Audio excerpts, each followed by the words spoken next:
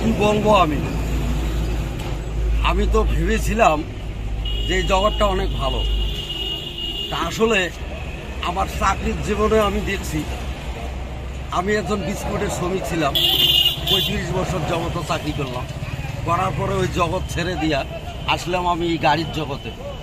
এখন গাড়ির জগতে চলা অবস্থায় দেখি যে আরও পরিবেশ খারাপ। অতিষ্ঠ হয়ে গেছি এই জগতে, অতিষ্ঠ হয়ে গেছি আমার জীবনে।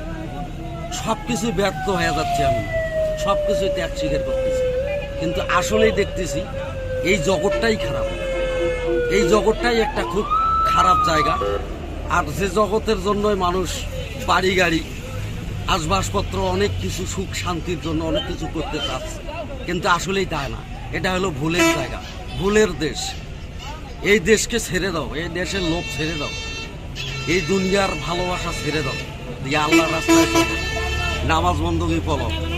দুনিয়ায় যদি ভালোভাবে চলতে চাও তাহলে টাকা চেনো, আর আখেরাত যদি কেউ বাঁচতে চাও তাহলে আল্লাহ রাসূলকে মানো। এটাই সবচেয়ে বাস্তব। এটাই আপনাদের কাছে আমি বিদায় নিতেছি। আসসালামু আলাইকুম ওয়া রাহমাতুল্লাহি ওয়া বারাকাতুহু। আমি ভেবেছিলাম যে এই জগৎটা খুব সুন্দর, খুব সুন্দর, খুব ভালো, কিন্তু আসলে ভালো না। আমার জীবনে আমি অনেক ত্যাগ স্বীকার করলাম। জীবনে ত্যাগ স্বীকার করার পরও আমি ভালো পাচ্ছি না, ভালো নয়।